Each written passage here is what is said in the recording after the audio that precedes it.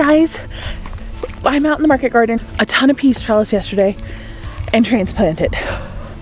Let's talk about this. This a cheap trellising system. I'm sure you've seen it before. It is this plastic white netting. We got a huge roll of it and we still have a bunch that we'll keep reusing. We got it last season just from Amazon. It was definitely, it has to be cheaper than, I don't know, it wasn't too expensive. And then we just had some T-posts lying around. They're like $5 a post.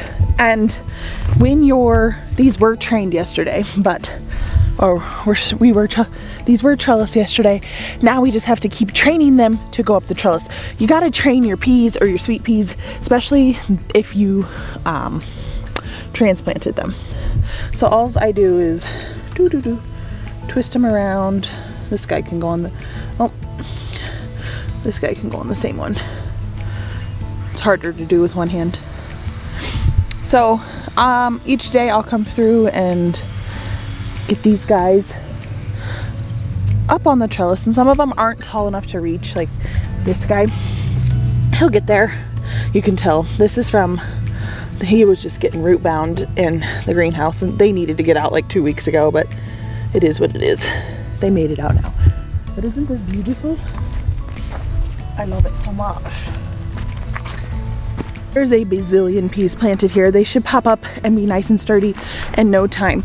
We got some rain, which is like our third rain of the spring, which is really awesome. The garlic is popping amazingly. Lettuce is too. I don't know if you can see it. Let me get the water going. I'm gonna talk about what we got planted yesterday. And I need to open up this greenhouse because we got a scorcher. Yesterday, I admittedly got a little too much sun. Not great. I have been pretty diligent about putting sunscreen on. And yesterday I spaced it, which is like the worst day to space it because it's Tuesdays, and every Tuesday we have our volunteer and our interns come and help us out in the garden. So I know I'm gonna be out there like all day long, but I still space putting on sunscreen. So I got it on today, lots of it. I'm gonna prop you up. Let's chat about what we grew, or what we're growing. All right, so yesterday we got a lot done. We got those peas transplanted, which needed to go. They were all up here. I still have a few more. I didn't think I did, but I did. I saved them for my own boxes. I like to plant up my annuals in unique items, put them on my porch, flower baskets, or window boxes, and put peas in it. This week is definitely a time to do that. I'm not gonna do it today. It's supposed to get up into 80 degrees. I gotta open this window. I'm thinking about it. Oh no, the water will get the camera. We can't do that. So, it's too hot today, but possibly, oh, we have a cold front coming in. So there's talk of snow coming. It's not unusual for our area. It's May now, it's May 5th.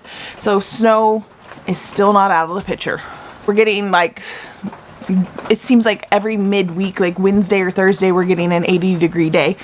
Then the rest of the week is a little cooler. This weekend it cools way down to like 40s and 50s and gets super cold at night.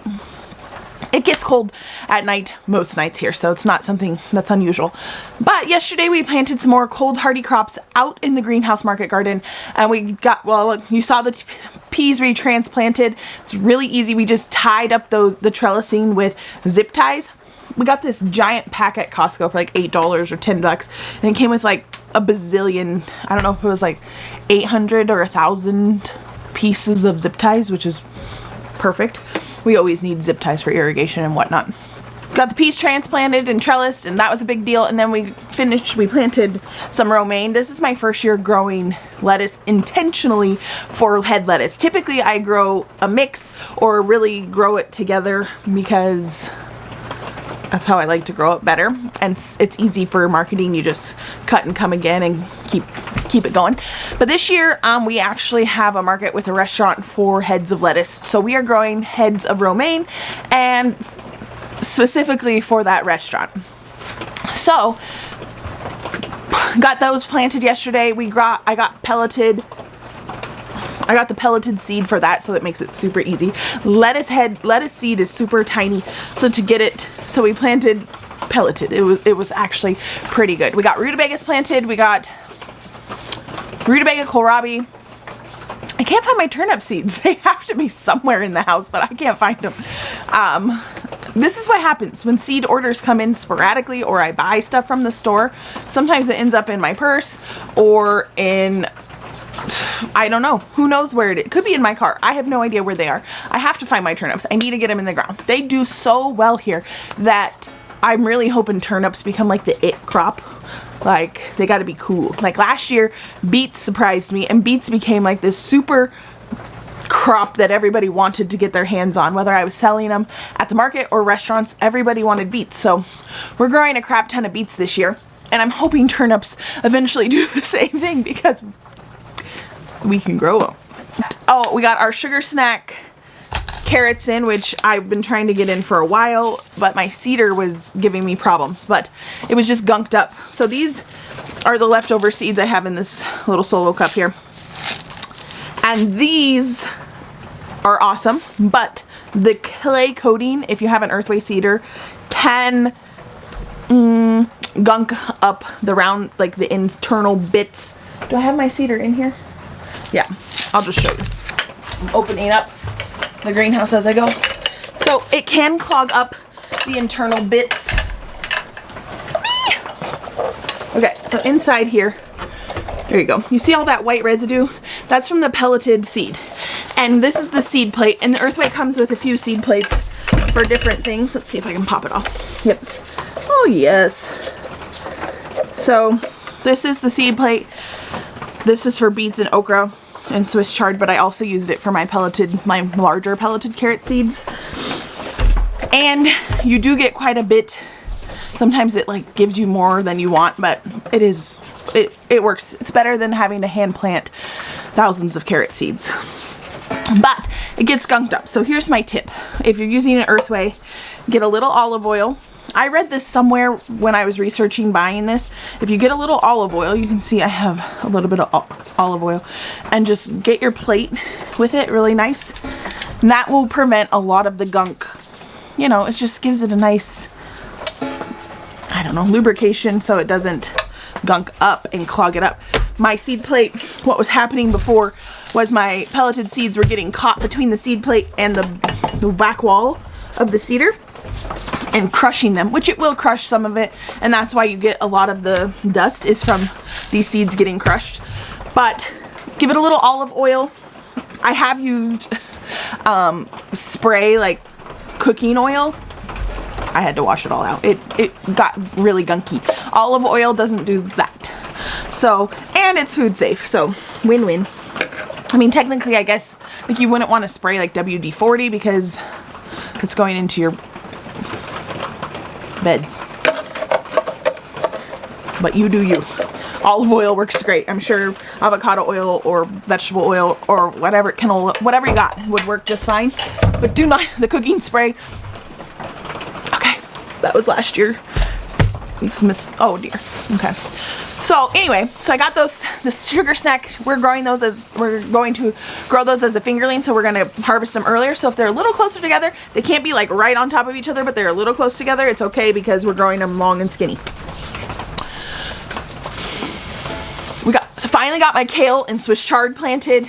Cabbages for our storage cabbage. We did Johnny's, we did the red acre cabbage, and then the storage number 4 regular green cabbage. We did that in a row. I actually think I might need a row. I'm looking at my garden, which is funny because it's a rather large garden, and I'm like, oh my gosh, I'm running out of space.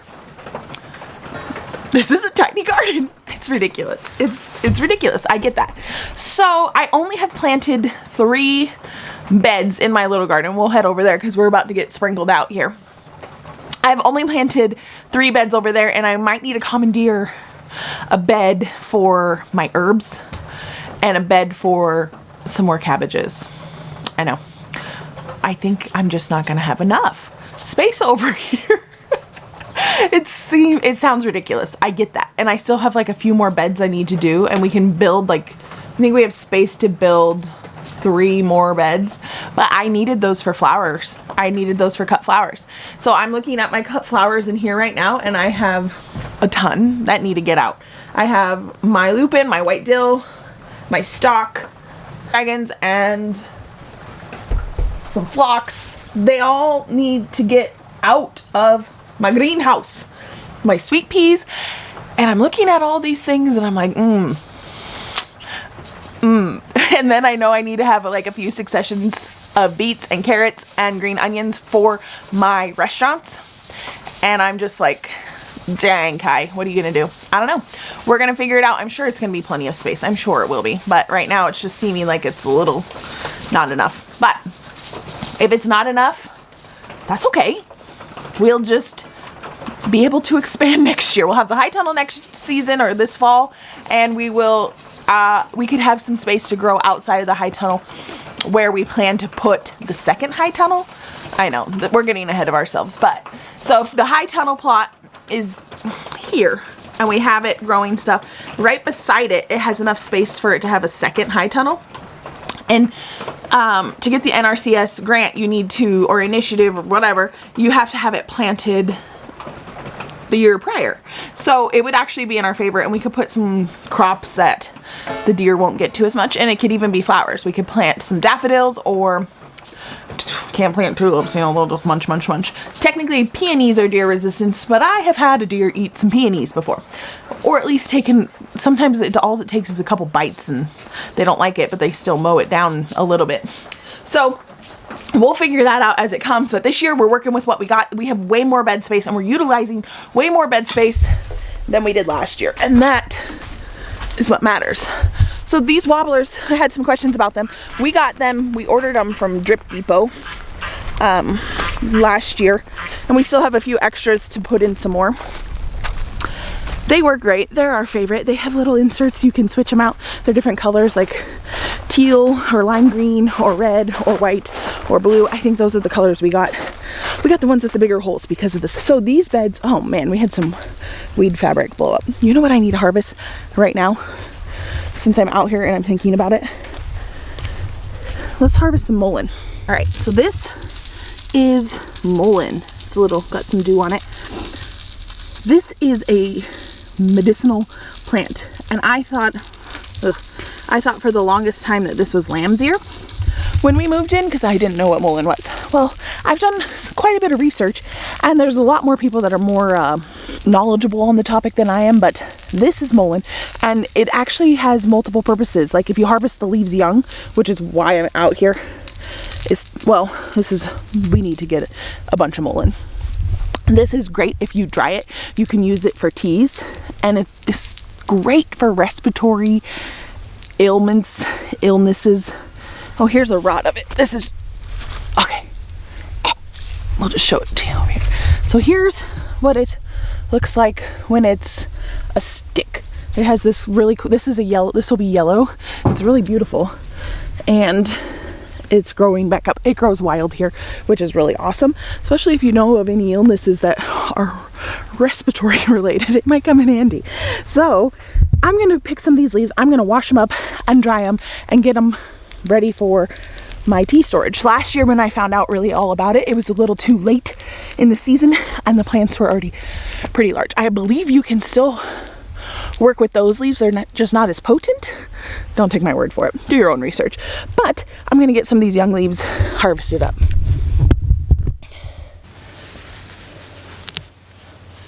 Oh my gosh, isn't that beautiful? Like, it's so soft.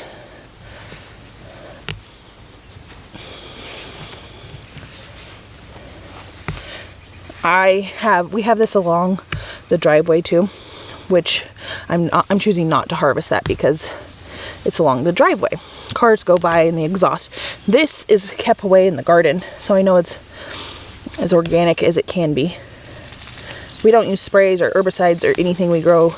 Technically, I'm not allowed to say organic because we're not certified. We grow as natural as possible.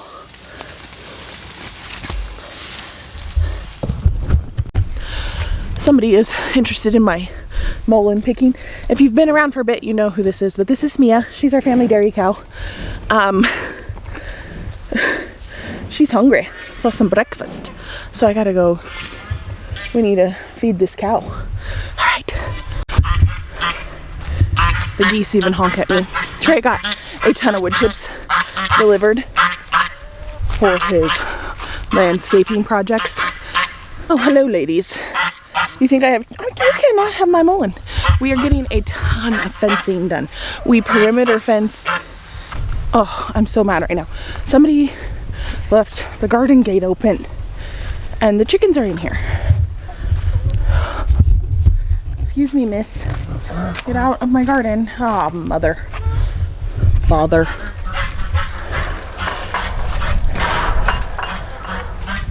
We just planted this up with a ton of poppies and a ton of sunflowers. And I can tell that chickens have been in here. Not too bad, but you can see, can you see where all the soil is uneven? Oh, and peas. Yeah, they totally dug up the peas. Ugh. Trats. Oh wait, not all, because there's some peas germinating.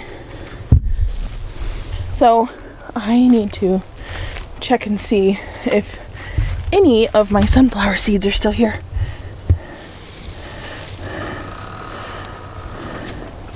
Or if the chickens ate them all. Oh, there's one. We got our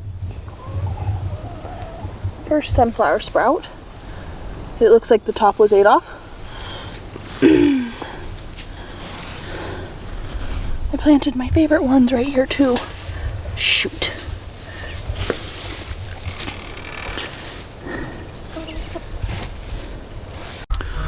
Well, it looks like they did eat some, not all, but I need to come through and replant some sunflowers. I believe I have some extra, but we did use a lot of our seeds for that. We got some raspberries just now starting to come back. Look at this guy. This guy is coming back in full force. I know nothing really about growing fruit. I pruned my raspberries one year,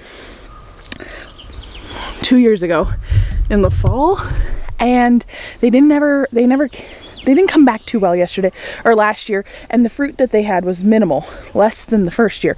I think that was my bad. So this year I left all the bits. I don't know if I'm supposed to do that. I don't even care. I want a good harvest this year. This is our 3rd year, and I'm hoping we get a lot of raspberries. Raspberries is one of the fruits that we can grow here with a frost risk all year round, that even if the blooms get some frost, they're okay. Like the blossoms get frost, like blueberries. We can grow those here and they survive, but blossoms get any type of frost, you won't get any fruit. So we've had those for 3 years, get blooms every year. And well, I had to run in because my battery died. And while I went in, I went and picked up some seeds. I got this trusty bag here of random seeds I have bought.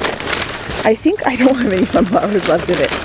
So I'm going to, snatch some from my cut flower. So I have a ton of sunflowers in here. So we're gonna just plant some of these. What are we gonna grow? I say we grow, some teddy bears. What? Yeah, we got these royal hybrids. They take a while, but they're branching, so they'll be beautiful. How tall do you get though? 7 feet. Not quite mammoths. None of these will be mammoths, but they will be gorgeous. I like to put all my sunflowers in one packet and mix them up, and then you get what you get, except for the teddy bears because they're little guys. All right, so I'm gonna plant these up. My oldest is here. He doesn't like being on camera and he wants to help plant, so we will do that off camera, and we'll do some teddy bears as well. I also brought out my herbs. I knew this wasn't gonna stay a completely vegetable garden. I need a flower garden, because I love this garden for things like snacks. I planted peas, and I'm gonna plant some kale in here and different things my kids really like. I thought I would do this really fun broccoli, this purple peacock because my kids would love to come in here and eat the leaves or the broccoli or whatever. And I also really enjoy planting herbs. Get this going, and I will see you guys on my next video because we got a lot we gotta get done. You know what I'm saying? I'm gonna plant this with Elle. We're gonna get this in the ground, and it'll be a good old day. Guys, here's the tip. Don't leave the garden gate open for the chickens to get in. Tip for the day.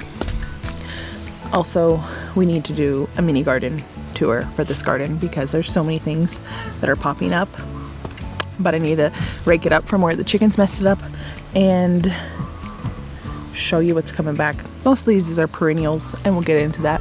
So I'll see you guys on my next video. Bye guys. Well, I found some sunflowers. I found some 2 packs from a seed exchange I did. These are Sun Gold Tall. They're giant teddy bear like. That's cool. And then some mammoths, which is perfect. And then I found a pack of mammoths, which is what I like to grow here because this becomes like a little fortress of solitude and you can't see outside. So now we're gonna plant these, and I've been haphazardly sowing all of these seeds, but I will talk to you guys later. All right, for real now. Goodbye guys.